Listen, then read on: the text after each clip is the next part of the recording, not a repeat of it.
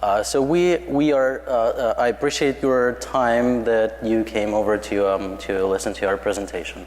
Thank you very much, and thanks to Black Hat for organizing the event and giving us a chance to present our research. So my name is Yuriy Bulygin, and this is Alex Bazhaniuk. And so what we're presenting today is a blue pill for your phone. So you might have. We'll do some introduction first into ARM-based security on ARM-based systems. Alex will do some reverse engineering of the TrustZone and the hypervisor. Then we'll explore some of the attack vectors that could work against TrustZone as well as the hypervisor from both the software side as well as the hardware side. And we'll also do an analysis of how hypervisor on ARM-based phones could be exploited and how we could patch it and install some sort of a rootkit at the level of the hypervisor. And we'll discuss some mitigations. So what motivated us to do that research? Those of you who have seen our research, past research or presentations might be wondering what the hell those guys are doing with presenting on ARM security, because we've traditionally been presenting on x86 security, like pretty much all the time. So we wanted to understand ARM security a little bit better, and there is a substantial amount of research in the TrustZone security.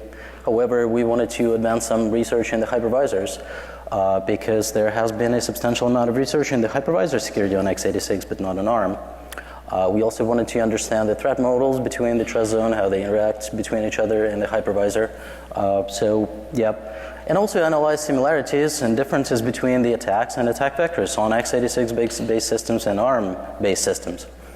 For example, we have long noticed that same type of attacks or exploits have been demonstrated both on ARM-based systems against TrustZone monitors, or SMC handlers, as well as against the x86 system management mode, the unchecked pointer vulnerabilities.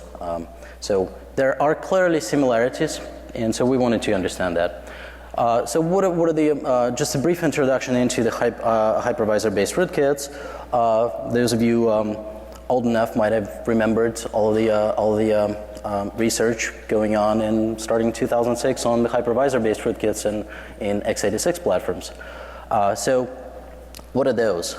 So, the hypervisor essentially partitions your system into virtual machines where you can run a separate operating system with separate applications, so it manages those virtual machines.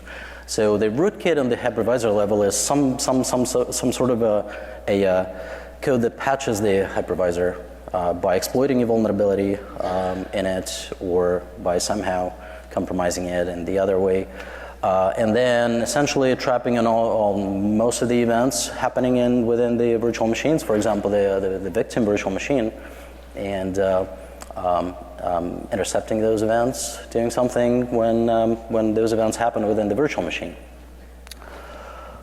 So the timeline of the hypervisor security research, I think it started in 2006 when researchers from Microsoft Research published Subvert,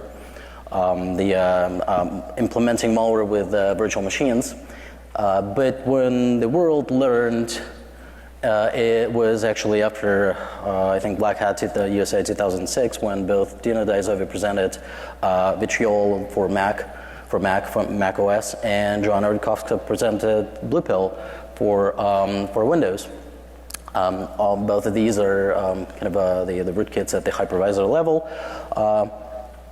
Then, after the 2006, a chaos ensued for a number of years, with the security community split into halves, essentially, with one half trying to study how bad the hypervisor rootkits are, and the other one is trying to study how easy it is to detect it or mitigate those rootkits. But the bottom line, regardless of which side you were on or not, the bottom line the rootkits at the hypervisor level was something new, and they've presented some rather powerful capabilities for the malware, for the future malware. And so the research in the security of hypervisors continued. In 2008, Invisible Things Labs presented how the malware could blue pill the existing hypervisor, not the operating native operating system on the fly, but the hypervisor itself. Then a number of years, we have seen good research in vulnerabilities, exploits in different hypervisors. In 2015, we presented different types of attacks and vectors compromising hypervisors such as Zen and Hyper-V through the firmware and hardware attacks. And so today we're presenting attack vectors compromising hypervisor on ARM-based systems. So the brief intro into the ARM security architecture. So TrustZone essentially partitions your SoC into two worlds. It creates two worlds with the hardware boundaries, ensuring the isolation between those two worlds. So one of them is a normal world where you have a rich OS operating system with normal applications, and a hypervisor potentially running underneath the operating system. And also you have a secure world which runs TrustZone kernel and monitor, and also trusted applications called trustlets. The devices are also, or the access to the devices is also separated by the hardware, by the SoC, into secure and non-secure devices. So, for example, normal world can access only normal non-secure devices, and secure world can access both secure devices and normal devices. But there are devices that are mixed devices that have configuration in the MMIO configuration registers that could be both accessed by only secure world, by only normal world, and also registers that can be accessed by both normal and secure world.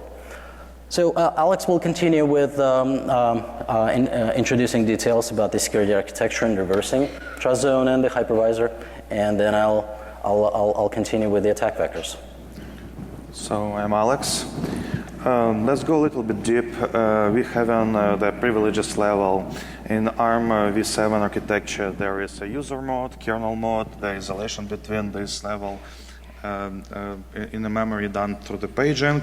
We have the interface, which is used to communicate from the application to the kernel. Then we have a hypervisor, which is the hardware privileged level, which also have the memory isolation implemented through a second level translation, or call it stage 2 translation in ARM terminology. And this is the normal world. And there is also a secure world, and we have a different separation level or privileges level inside this environment as well. So trustlets isolated from each other and from the secure kernel. Secure kernel is kind of small OS which is support a lot of functionality necessary to have to run trustlets. In ARMv8 architecture, we have PL1 inside secure world, which is basically contain the secure kernel and secure monitor. So all of the requests from trustlets and from the normal world will be handled in that PL1 privileged level. There is interface between the normal world and secure world is the SMC. We basically trigger the SMC event, and the secure world handling this event to understand what kind of request is this. To return execution back, we use an ERET instruction, which is basically setting sort of registers before this instruction, then trigger this instruction, and we return execution back to the normal world, or we handle it in a secure world. The privileges level, software and privileges level are responsible for protected self, meaning that hypervisor should protect for the kernel and application itself. Secure world should protect, software should handle all of the untrusted input properly without exposing the vulnerability. So in ARMv8 we have similar situation, except here we have exception level, which is a little bit more flexible, but also in secure world, secure kernel and secure monitor split it to two different privileges level, and secure monitor is a really tiny piece of code which is just redirecting a request from the normal world to secure world and back. Another important point is in this architecture you may use 32-bit secure kernel with 64 secure monitors. Secure monitor is required to be 64-bit, but secure kernel can be N32 and 64-bit.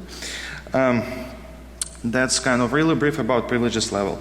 So we now know privileges level, and there is interfaces between this level, but we don't know how does calling convention work, how we pass in the arguments from the to the SMC or to the hypervisor. So there is a spec which is supposed to define all of the calling convention. They're really close to real implementation, except if there is a big buffer, there is shared memory used to pass big buffers to the secure world and back. So we see there is a general purpose register used in the calling convention, and X0 is basically the register which is contain the function in TrustZone word which you want to call, basically service. So some of the functionality implemented, and this functionality is a kind of set of SMC handlers which you can call from the normal world. As I already mentioned, we have the paging isolation, and we have stage 1 translation and stage 2 translation. Stage 1 translation, making the translation from the virtual address to intermediate physical address or to guess physical address in x86 terminology. And then we have a second stage 2 translation when we got this intermediate physical address and translated to real physical address. So stage 1 translation done through TTBR register, which is pointing to the first level of the translation tables, and stage 2 done from VTDBR register. And if the hypervisor is properly configured, it should use stage 2 translation paging to protect itself. So the TrustZone architecture makes some evolution from different generations, and we start looking on this in era of Nexus 5, when there was ARMv8 architecture 32-bit, where we have just PL1 mode with 32-bit kernel. Then we extended and started to look into the Nexus 5X and 6P, which is the main target in this presentation, which is ARMv8 64-bit version Snapdragon 808 and 810 SoC, which has already separated TrustZone kernel, TrustZone monitor, but it still used the 32-bit kernel. And then the next generation was Google Pixel, which is basically the next generation of the SoC. It has the 64-bit kernel, but there is there is a lot of changes done in perspective of the protection to the Pixel, which is make a great job. If we talk a little bit about what the difference between x86 and ARM, we kind of define it in a couple categories. So in perspective of root of trust, ARM has root of trust in a ROM and has the kind of standard or similar method to verify the rest of the boot sequence. Really kind of static root of trust. It may allow OEM unlock, meaning that it will allow to run unsigned images during some of the configuration. It's like developer mode for the Chromebooks. So in x86, recently from Haswell there was the bootgut technology which is introduced to support this kind of root of trust model, and there is a reference to the research in this area. In perspective of the TE, ARM has a really flexible secure world environment with different privileges level, when we can run dynamic trustlets, isolate them, and make a lot of really awesome work. In perspective of the isolation in x86, there is a couple technologies. One of them was a GX, but it was kind of isolation in user mode application. There was also virtualization based TE or TE based on SMM. It was not really designed for this, but we still can reuse it for this purpose. In the perspective of the virtualization, ARM implemented the virtualization as an exception level compared to x86, when x86 implemented as a context switch technology, when it allowed more flexibility in context of the hypervisor having the privileges level.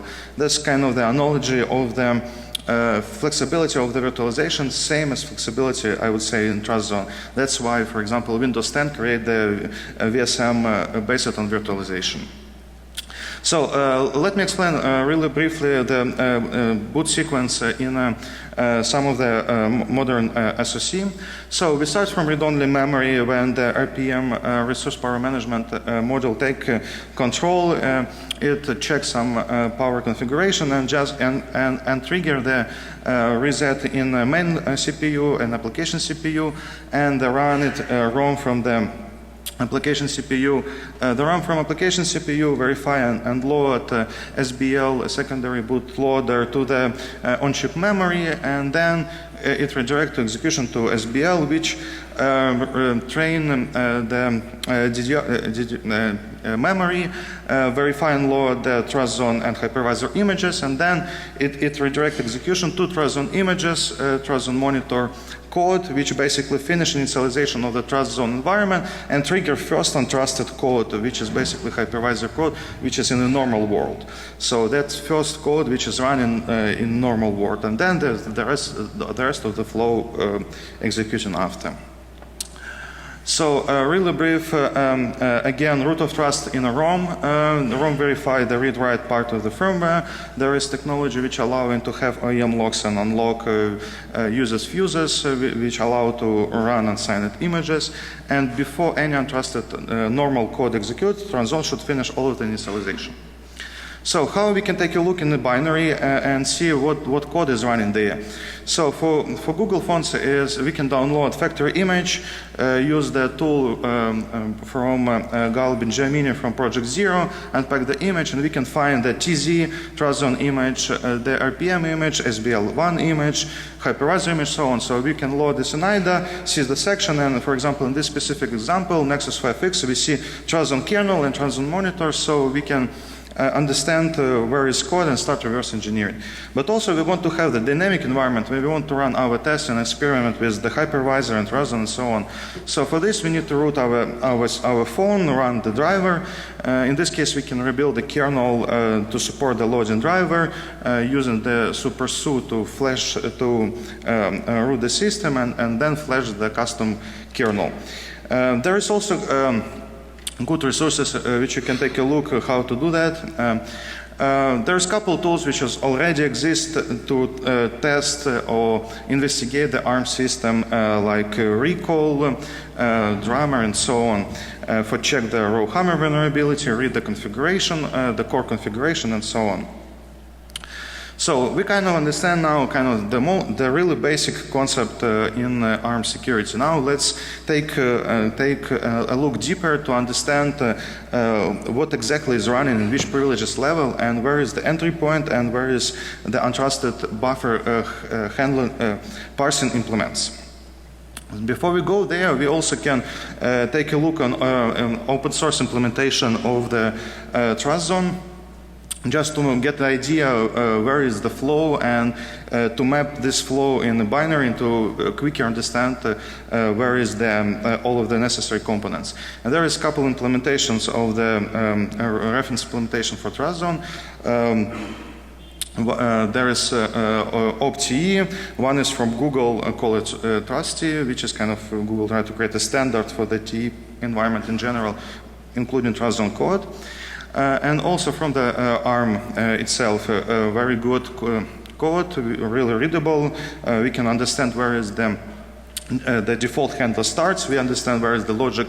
For example, in this specific example, first things which happen is when exception handler is triggered, it checks the source of the SMC, which is 64-bit. It depends on that, it triggers the SMC default handler for the specific SMC.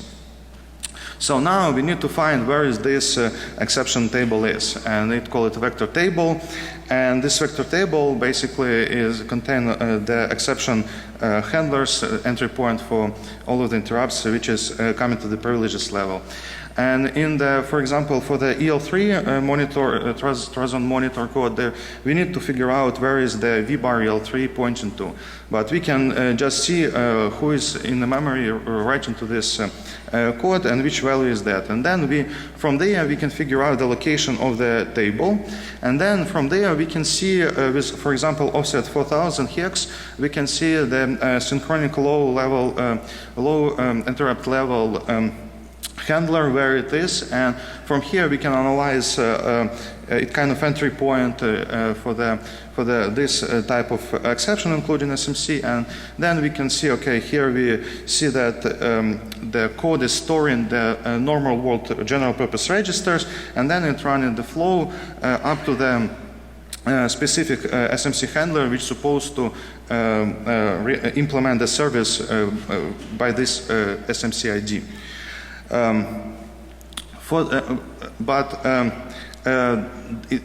Monitor is actually not doing that. Monitor just redirecting requests to the TrustZone kernel, but TrustZone kernel implement this.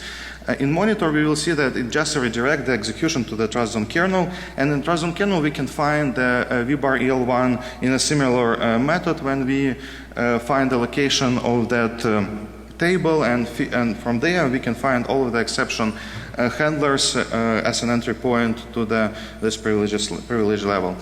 For 32-bit TrustZone kernel, the idea is similar. The table has a different format, but we can use exactly the same methods to find the vbar for the PL1, secure PL1, and find the location of it. And from here, we can start analyze the 32-bit TrustZone kernel. Before we will go deeper inside the SMC default handler and specific handlers, we need to understand the calling convention, like really how we can pass argument to the specific SMC handler, and we can make a lot of reverse engineering, but also we can take a look in already existing open source drivers, which is implementing this, and see, okay, so for example, in this specific example, there's a function which is storing extra arguments to the specific buffer. So if we have more than 4 arguments, the rest of the arguments stored in the buffer and passes through the X5 register. We can see all of that through the open source implementation, driver open source implementation. And also we can see that before it triggers any SMC, it also checks what kind of SMC it supports, and then depends on that, it triggers specific calling convention. So that's for ARMv8, for example, for Nexus 5X, the calling convention look like this. So if you have less than 5 arguments, the general purpose register, you use it to pass to the arguments. If you have more, then you use the buffer when you store the rest of the arguments and pass the pointer of the buffer in X5 argument, X5 general purpose register.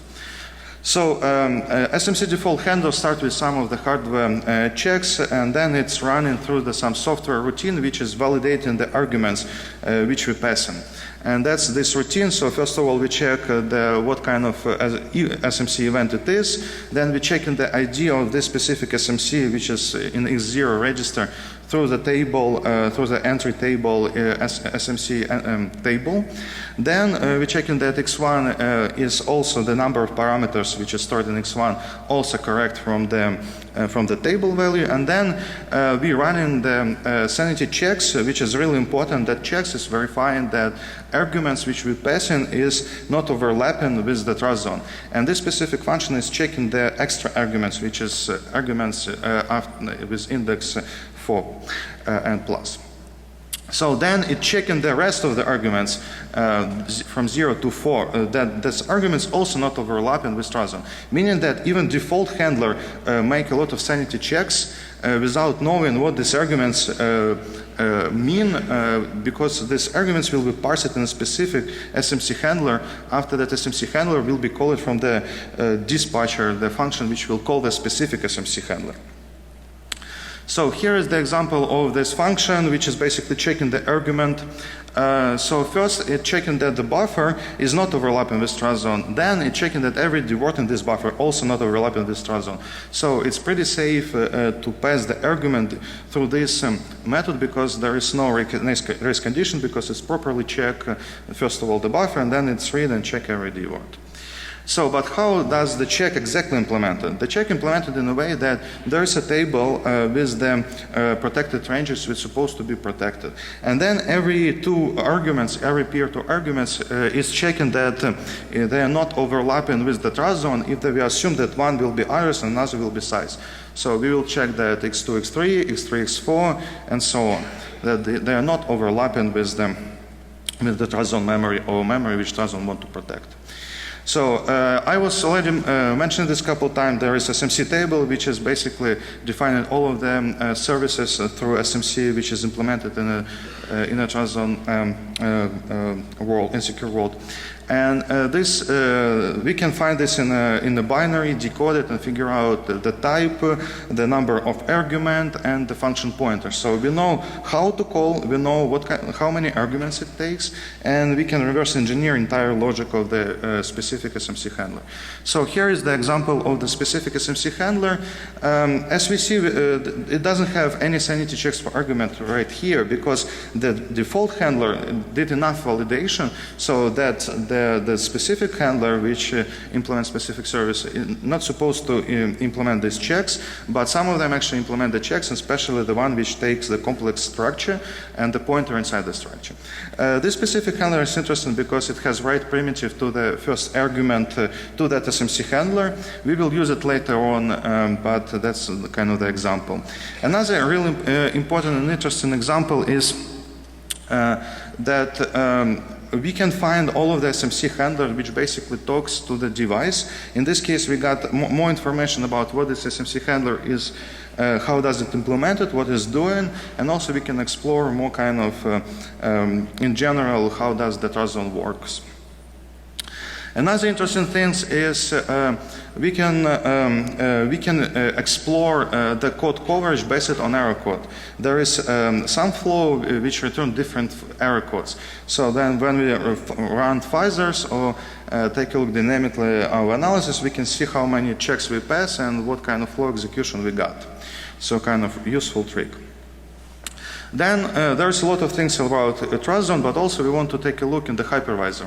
In the hypervisor, we using the same methods. We try to find the vbar EL2, which is pointing to the vector table, and from there we can analyze the entry points to the privilege level code. And then also we can use the specific TrustZone, specific hypervisor registers to find the hypervisor configuration and understand, like, for example, where std br0 el2 register is, and this register, for example, pointing to the stage 1 translation table. So we can dump the tables and see, okay, how does the hypervisor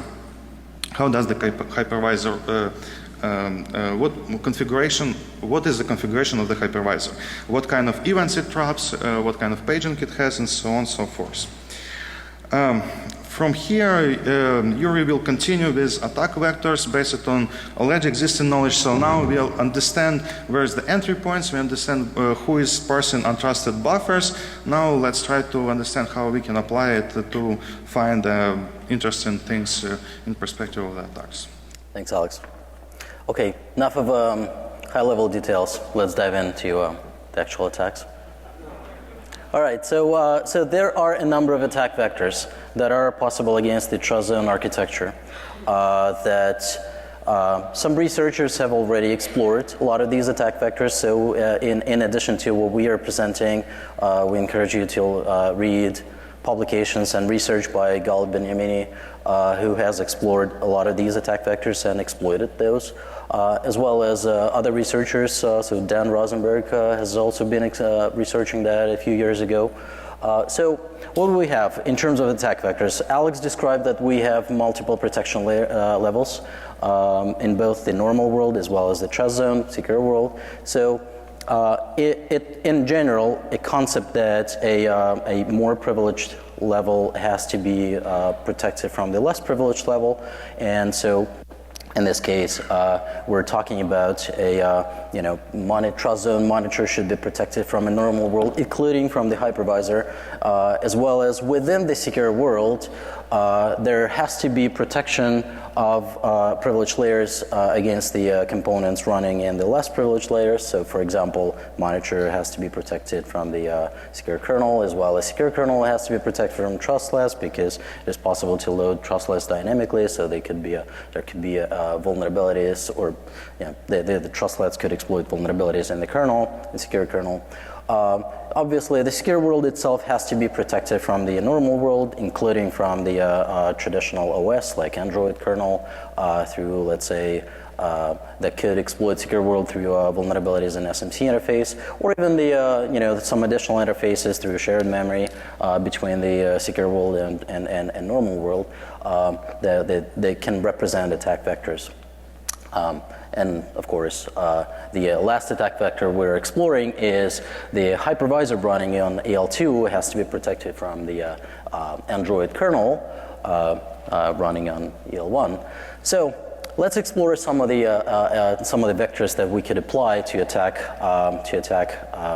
either TrustZone or hypervisor. So first thing we could explore is device MMIO ranges, because every device has configuration and it has a dedicated range with registers that is used to configure that device. And so things that there are a number of devices. You can, for example, use proc IOMEM to see which devices are there, like including Wi-Fi card and other types of devices, and find where the ranges are, MMIO ranges for each device. And things we would look in those ranges are registers accessible from different privilege levels, from different EL levels, registers accessible at different stages of the system, at boot stage versus runtime stage, or some interesting values in those MMIO registers like addresses or pointers that we could use for attacks. So we could use multiple methods to assess the whatever is in the MMIO. We could try to find specific registers in a specific device and fuzz them, test the values there, or we could actually do checking of non-zero and non-F registers and try to fuzz the values in those registers. So, but in terms of attack, how we could use those MMIO ranges. So the first thing we could do is a number of registers could contain addresses to structures or buffers in memory, for example, like debug buffer or translation table based register. So basically the address is pointing to some SoC specific or CPU specific structures that we can leverage to try to overlap with protected memory with, for example, TrustZone, or with a hypervisor for that sake. So this is an interesting attack vector that sometimes gives good results on pretty much any architecture. And so obviously the hardware should be handling those cases, and it should be preventing the structures or buffers, SoC or CPU specific structures, from being overlapped with the privileged memory. We could explore DMA attacks with, let's say, Wi-Fi devices, and researchers have explored those with Broadbone and again research by Gal on using firmware on the Broadcom Wi-Fi cards to do the DMA attacks against the OS kernel as well as potentially hypervisor. So the hypervisor can employ another mechanism called IOMMU to prevent DMA attacks into its memory. The other attack vector that we could explore is what when Alex described, that the normal world has to communicate with the secure world, and it does that using SMC interface. So it passes arguments to the SMC handlers through general purpose registers, and so some of those arguments may contain pointers or addresses. So if SMC handler does not validate those addresses could point into the protected memory, and this fact could somehow be used to force the SMC handler or trick SMC handler to override its own memory, its own structures, and get code execution through that kind of a write primitive. This has been explored by both Dan Rosenberg in the past and Gal Benyamini.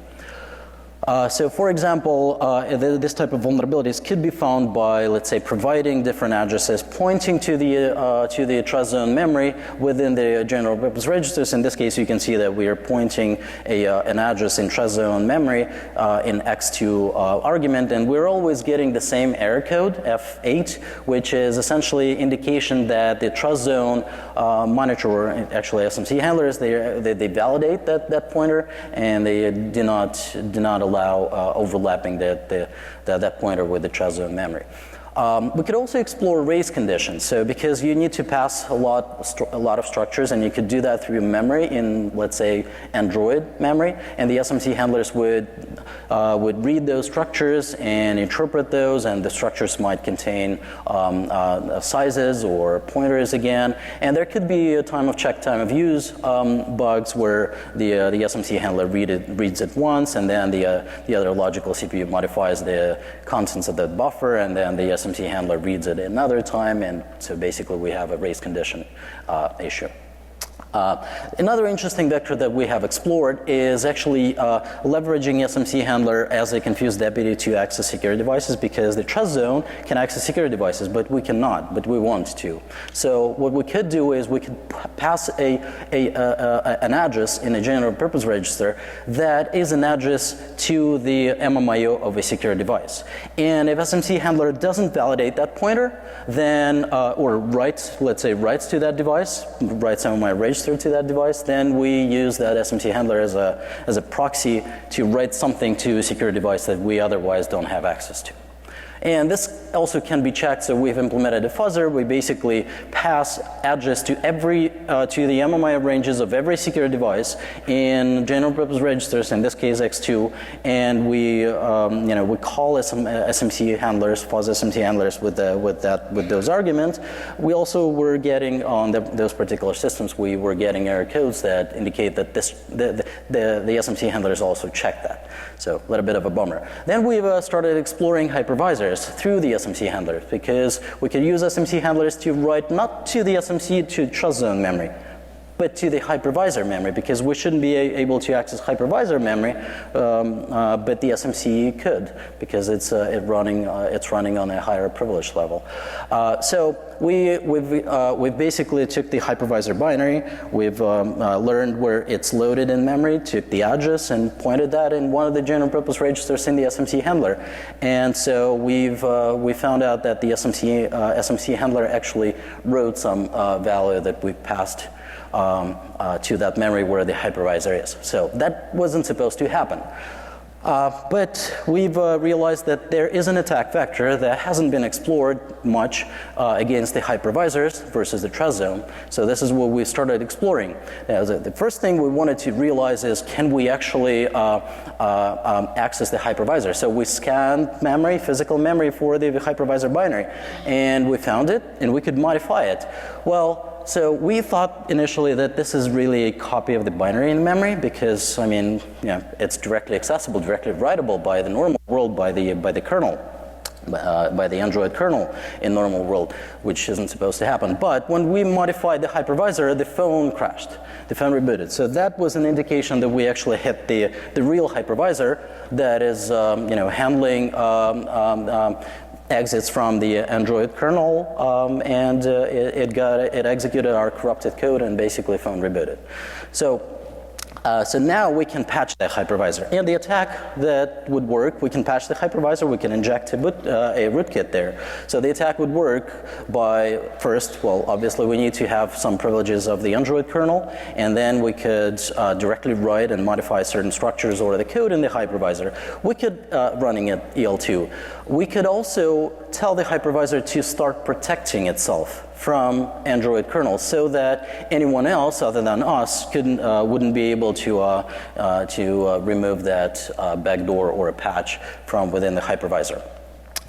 So at that point, our patch in the hypervisor could intercept all the events, including the SMC, from both the kernel as well as the applications in the VM. One example of what we could implement, and what we implemented, is we could now have a backdoor functionality in the hypervisor that provides access to all of the memory, including kernel memory, to the applications. So the specific target that we have chosen to patch was actually the EL2 vector table that Alex described. So vector table has a number of interrupt vectors, and so basically one of the interrupts is invoked periodically. So and when when it executes that periodic interrupt, then it calls certain function that we have patched at the end. So our backdoor code is at the end of that function at the bottom. But we also return to the original code so that nothing bad happens, nothing crashes on the phone. So let's do a quick demo of how we actually did that. So right now you can see that we have an LG based phone 5X. We're also running AR64. So what we do is we try to read kernel memory. This is a read kernel memory. Remember the ARMD string with the kernel, our own kernel driver. Now we run the malicious application that basically implements that protocol with the hypervisor, telling it which address it wants to read. Then we run the exploit, and the exploit patches the hypervisor, patches the vector table, and then we wait until that patched interrupt occurs.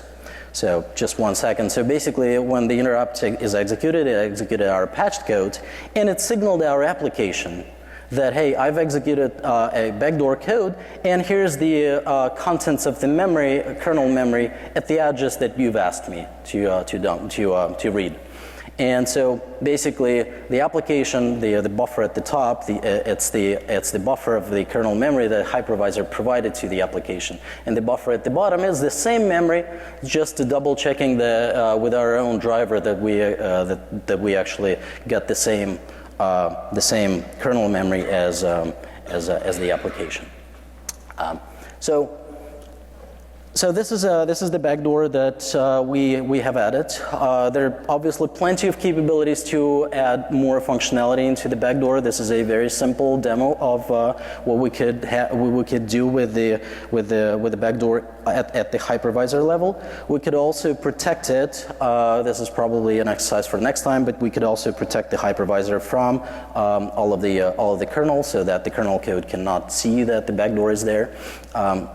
So this has been changed in Snapdragon 821 SoC, where the kernel EL1 code is not within the trust boundary of the hypervisor anymore, running at the EL2, because that is the root of the problem on the previous SoCs, is that the kernel code is considered as part of the trust boundary of the hypervisor, so the kernel exploit can modify hypervisor and install whatever backdoor it wants.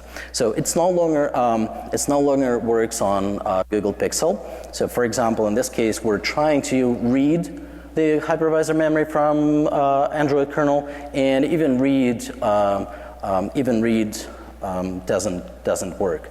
We also try to use SMC Handler that we have used to modify hypervisor before, and it also doesn't work. It returns that F8 error code, indicating that this was some sort of invalid SMC request. So it doesn't work through the SMC Handler either. The conclusion is it's not an implementation vulnerability. It's not a vulnerability in the hypervisor itself. It's not a vulnerability in the TrustZone. It is a kind of a weakness in the architecture that have considered the OS kernel, the Android kernel, being part of the TCB trust boundary for the hypervisor, and allowed it to modify hypervisor, install the backdoor, and then basically intercept all the events from the kernel and applications. The hypervisor can still be attacked on older chipsets, but this has been mitigated. This has been changed on the newest chipsets. So and the virtualization rootkits could be installed on the old systems. I guess the other conclusion for us is that they're the similar attack vectors that work on other architectures such as x86 with the pointers, with the overlapping ranges.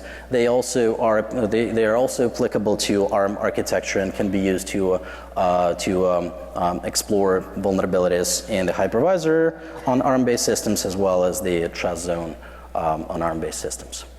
So with that, we thank you for listening to the presentation. Hope you learned something from it, and we have a few minutes for questions. Yes. Let's see. Does this apply at all to the Apple version No. of these chips? They claim it's different, but Yes. The question was, is it applicable to the Apple system? No, that was focused on just Android-based system. okay. So do you have any visibility as to how different that is, or whether this would apply? Unfortunately, we don't. Okay. Thank you.